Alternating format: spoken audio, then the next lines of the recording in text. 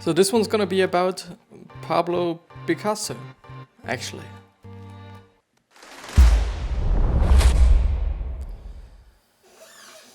And with that being said, hello and welcome back to the next episode of the Self-Development with Tactics fucking podcast. This episode might be actually edited.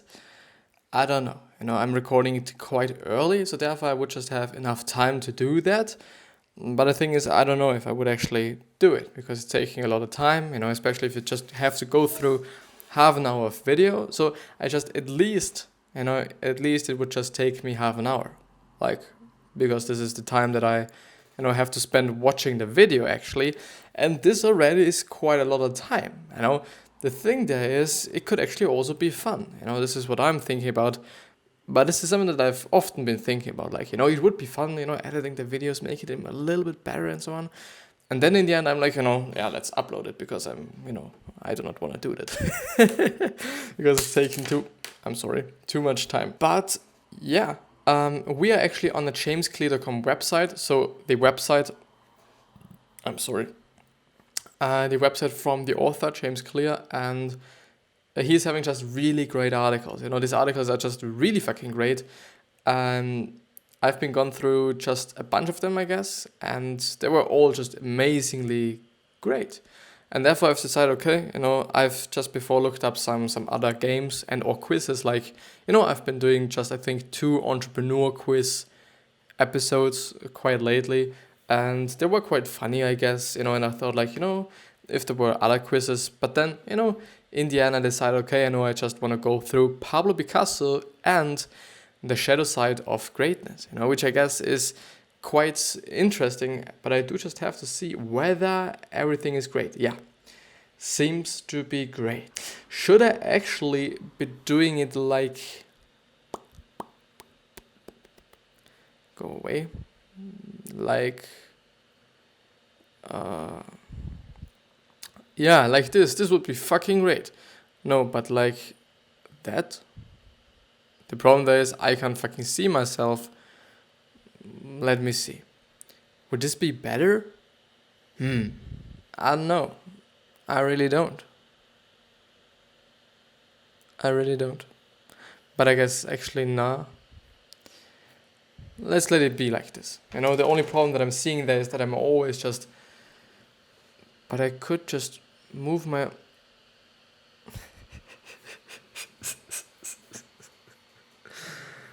I have been struggling with actually staying in the fucking middle of the fucking screen.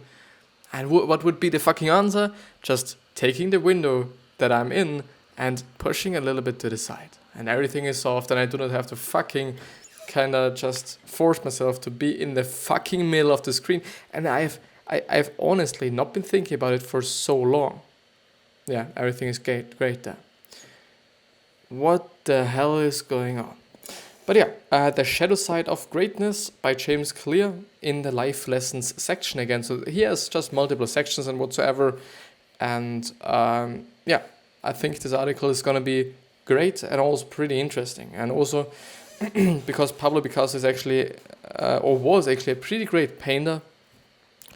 For example, Guernica, however you're gonna pronounce it in English actually, is a very great one. I actually like it, yeah. So Pablo Picasso, he's one of the most famous artists of the 20th century and a household name even among people who, like myself, consider themselves to be complete novices in the art world. I recently went to a Picasso exhibition. What impressed me the most was not any individual piece of art, but rather his remarkably prolific output. Researchers have cataloged 26,075 pieces of art created by Picasso, and some people believe the total number is closer to 50,000, which is incredible, which is really incredible. But I totally feel with him. I really feel with him because it would just be me. I often, also with the posts, I've somehow, I guess, just made myself not think about the quality so much, because, it's just, most of the time it's just really just about being really fucking, what is it called? fuck, perfectionistic. Yeah, you know, and this is complete bullshit because in the end you're just gonna waste a lot of fucking time by being just or trying to be perfect because it's never gonna be perfect. And something that I've actually seen is that often when I try to be perfect or when I try to make something perfect, for example, a drawing or something, in the end, often it actually gets worse than what it is in the end or in the process actually. You know, the end product sometimes is actually worse than just, in some stage during the process, which is then completely fucked up because you think like, okay, you know, you should have stopped there and whatsoever, but you haven't. And yeah, there is no way back. Especially, you know, if you're drawing something by hand, you know, you can still erase some things, but once you go into it just really in depth and really just shade it roughly and hardly and just really like so that it is nearly black, there's not much to erase. Like, you know, I don't know what it is like with electric erasers because I kind of feel like they work a little bit better, but yeah.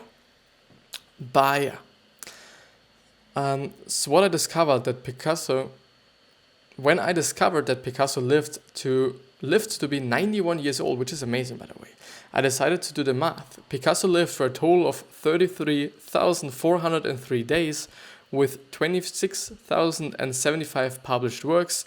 That means Picasso averaged one new piece of artwork every day of his life from age 20 until his death at age 91. He created something new every day for 71 years, which is amazing, which really is fucking amazing, you know, if you think about it. And I can still feel with him because I think I would just do the same because I like doing something new every single day, you know. Sometimes I actually like sticking to some things for a longer period of time, but often not so really, you know.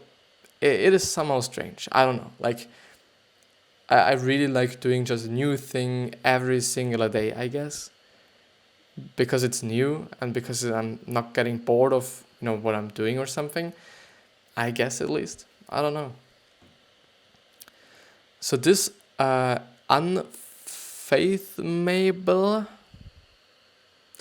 whatever this means, I don't fucking know, output not only played a large role in Picasso's international fame, but also enabled him to amass a huge net worth of approximately 500 fucking million by the time of his death in 1973. 500 fucking million. But you just have to, you know, think he was an artist. He has never had a fucking business or something. He was just merely, quote unquote, a fucking artist. It is amazing. And I do think for most artists, it's gotten easier today with the internet and with all the possibilities we have. Still, I think like not many people will just, you know, be able to somehow gather a net worth of $500 fucking million. It's amazing. It really is fucking amazing. Like, for example, Tony Robbins is worth that. And yeah, I know. But he isn't dead now, so I don't know how much you can actually compare that. The only thing that's, by the way, actually bothering me is that when I'm just then changing the screen, I'm moving a little bit into the middle. Is this bad? Because a good thing there was that if I'm like here, then only this thing moves, which is quite great. The problem there is it's not that nice.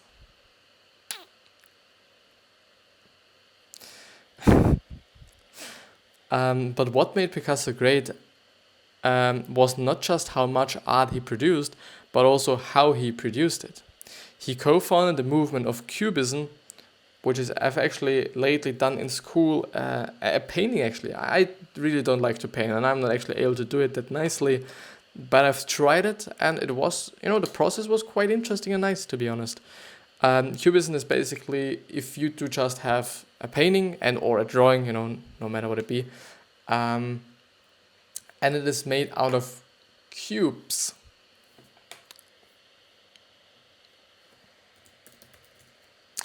Let me show you something. Because he doesn't have an. Even though, you know, there are various, I think there are actually two ways or two arts or two types of cubism.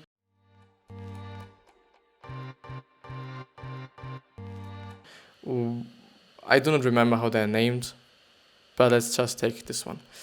So how could I actually show you this now?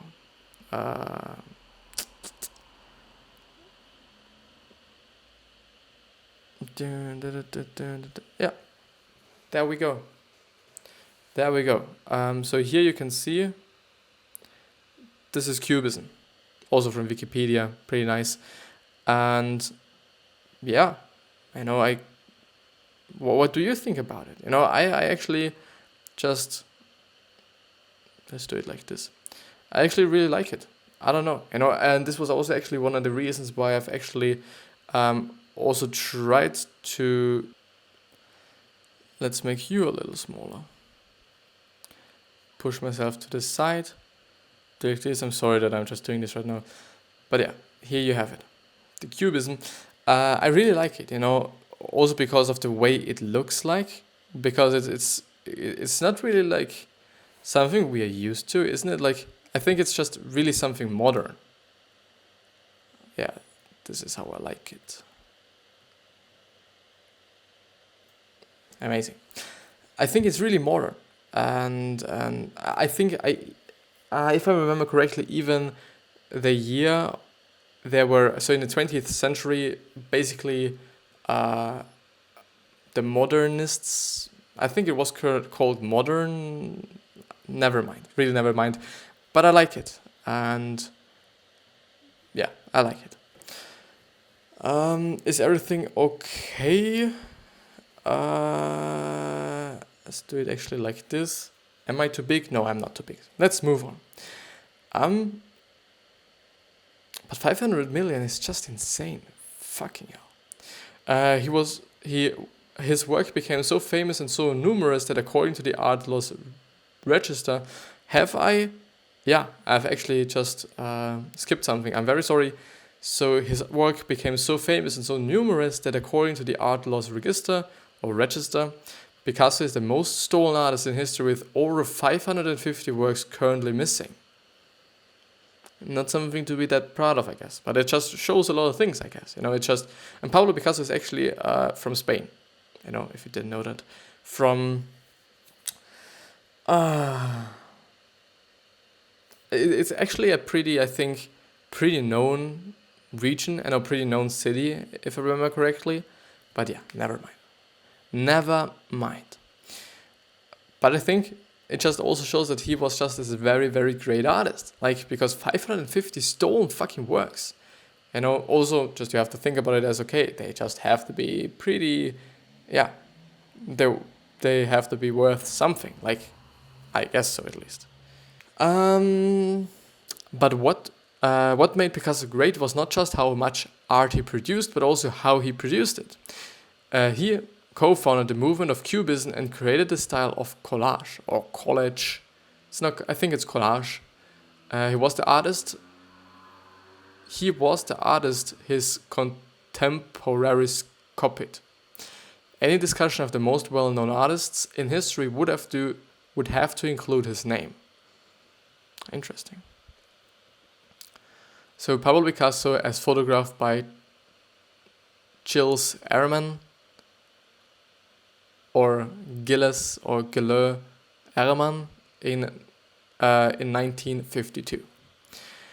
Falling in love with Picasso,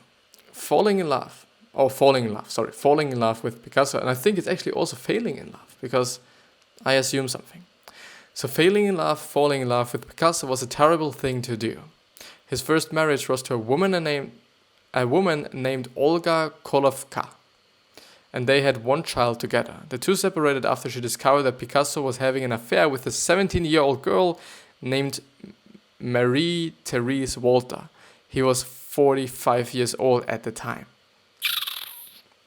Well.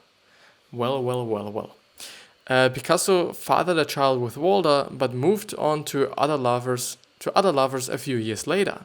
He began dating an art student named Francois Gillot In 1944, she was 23 years old, and Picasso had just turned 63 at the time. Gillot, I think it's Gillot, I guess it's French actually, because, or it could actually also be Spanish, couldn't it? Francois, I guess it's French. So I'm gonna say Gillot because it sounds cool, I guess. So Gillot and Picasso had 2 children together, but their relationship ended when Picasso began yet another affair, this time with a woman who was 43 years old, or 43 years younger than him. After they separated, Gillot published a book called Life with Picasso, which revealed his long list of sexual flings and sold over 1 million copies. Out of revenge, Picasso refused to see their 2 children ever again. Well, I do just have to say, it's not something, that the children have anything to do with, so why shouldn't they, I guess, somehow, why shouldn't they then just, somehow, why wouldn't he see them only because of the mother, or only because the mother did something? Like, it doesn't have anything to do with the children, I guess, I don't know. I really don't. Because I also believe that having parents is very important, I guess. Even though I do feel, I really feel with the people that do not have parents. Even though I do also have to say, okay, if you do not have parents, but just all the siblings and so on, that can just show your life or something and help you or something, I guess this is okay as well. But I don't know, and also people that are on their own actually just develop to really great people occasionally, I think. I don't know anybody, but I don't know, I guess having great parents and so on and makes up for a good life, especially when you're a child. But never mind. Basically, Picasso's romantic life was a revolving door of affairs and infidelity. In the words of our guides at the Picasso exhibit, there were always many others. There must have been something intoxicating about Picasso, because after his death, no one but 2 of his lovers committed suicide due to their grief. What the fucking hell? So there must have been something intoxicating. What does this mean? Intoxicating about Picasso, because after his death, not 1 but 2 of his lovers committed suicide due to their grief. And grief is again,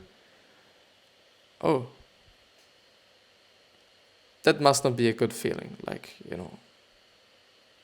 Really not. I don't know.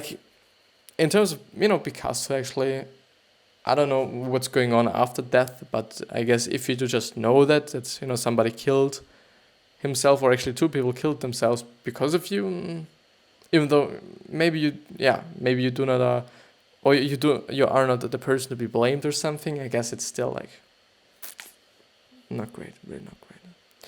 The shadow side.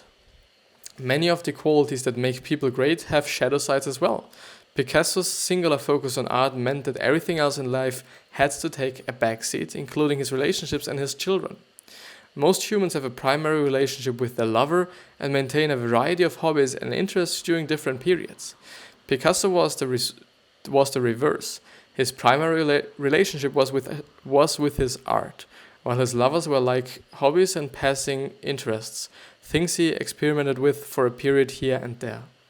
Some scholars believe Picasso's many relationships were essential to the progression of his art. According to an art critic, Arthur Dento, Picasso invented a new style each time he fell in love with a new woman. It could actually be the case, This was the shadow side of his strength as an artist.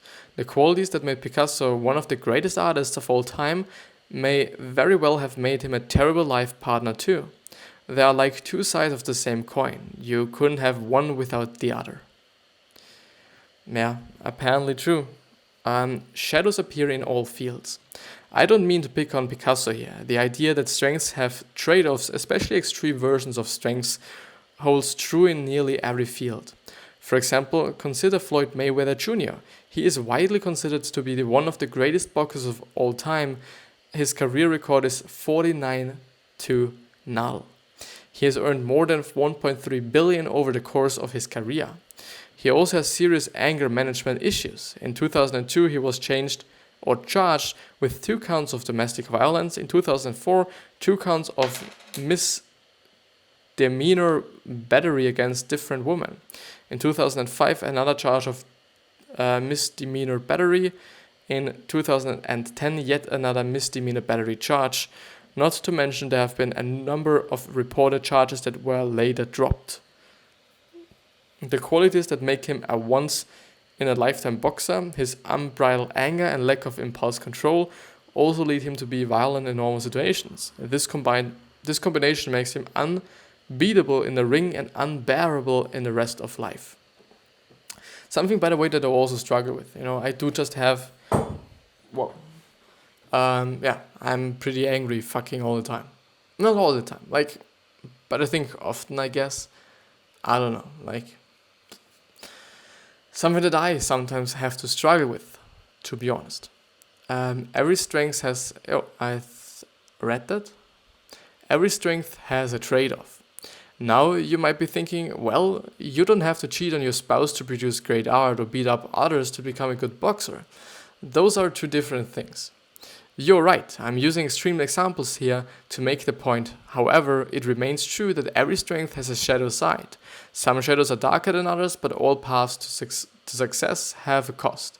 They really have. Often it means that you just have to sacrifice something. And often, and I think it is just all the time like this, it's time at least. And something that I see is the same exact thing with me.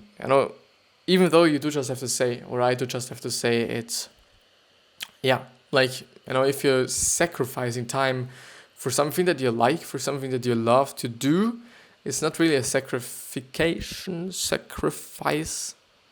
I don't know.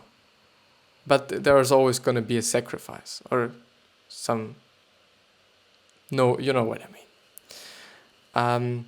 Maybe you're a doctor or a nurse who has learned how to remove yourself from the emotion of death. This quality that allows you to do your job well when patients die each day, but also reduces the empathy and connection you feel with friends and family.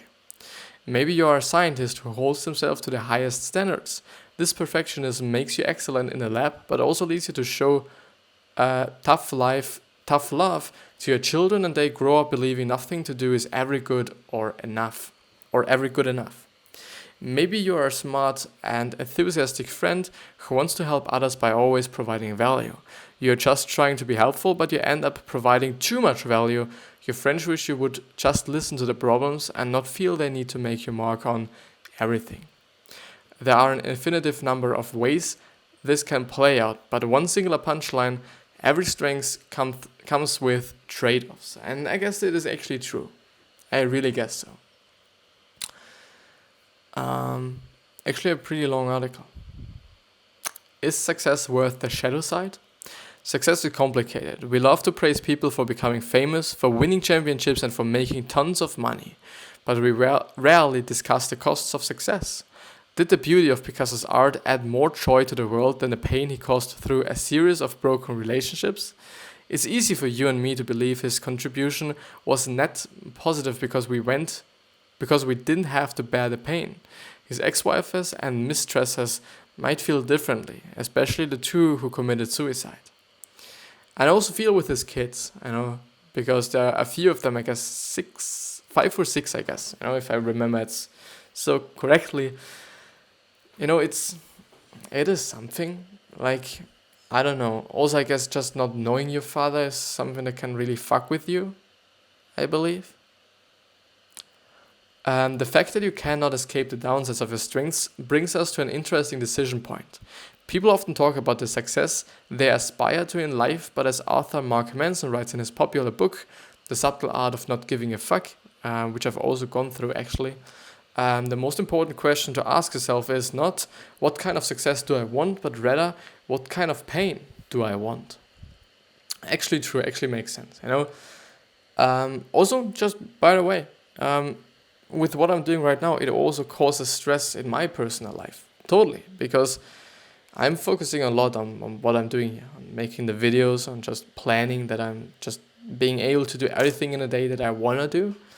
And it for sure creates stress. It really does. You know, there's nothing to kind of debate about that. And I'm really going to have to say that those people around me, especially those really close people and those who might be seeing this, know who I mean. I'm very proud that I have those people around me that still do not fuck me, that still do just somehow understand me and understand me with what I'm doing here, even though it's really creating a lot of stress. Sometimes more, sometimes less. Yeah, I know. So it's really like, so what pain you want to go through, the pain of creating a lot of stress for the people around you or in your life. Yeah. Such a sad episode today. And I actually wanted to make this funny because I wanted to edit it funny with a lot of effects like, with some loud music like this. I'm sorry. I'm really sorry. So do you want the shadow that comes with the success? Do you want the baggage that comes with the bounty? What kind of pain are you willing to bear in the name of achieving what you want to achieve? Answering this question honestly often leads to more insights about what you really care about than thinking of your dreams and aspirations. It is easy to want financial independence or the approval of your boss or to look good in front of the mirror. So it's easy to want financial independence and blah blah blah. Everybody wants those things, but do you want the shadow side that goes with it? Do you want to spend 2 extra hours at work each day rather than with your kids? Do you want to put your career ahead of your marriage? Do you want to wake up early and go to the gym when you feel like sleeping in? Different people have different answers, and you'll have to decide what is best for you, but pretending that the shadow isn't there is not a good strategy. It really is not. Success in one area is often tied to failure in another area, especially at the extreme end of performance. The more extreme the greatness, the longer the shadow it casts. Success in one area is often tied to failure in another. To phrase it differently, the more one-dimensional you focus, the more other areas of life suffer. It's the four burners theory in action. The more you turn up one burner, the more you risk others burning out. The things that make people great in one area often make them miserable in others. And I'm going to read the footnote if you do just, are interested in the sources of that. The first one is Picasso literally had multiple people killing themselves over losing him. When I was dating, I could barely get someone to text me back. And the second one is Picasso and the portrait by Arthur Dento, which is actually the art critic. The Nation, page 263, I guess, paragraph 6, I guess, 31 to 35, 31 to 35, September the 2nd in 1996. And the third one is, I also think it is possible, and I'm just theorizing here, that Picasso's brain was neurologically wired to be more curious than the average person. This curiosity led him to experiment with new forms of art and produce vibrant work, but also constantly drew him towards new women.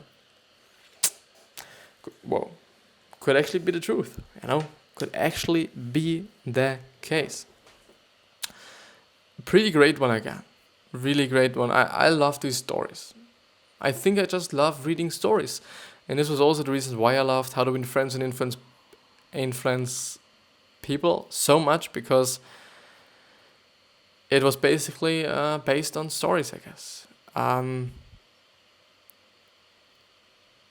Yeah, and he also donates to Against Malaria Foundation through every article we read or through every book that is bought from him, which is great. which is really, really, really great.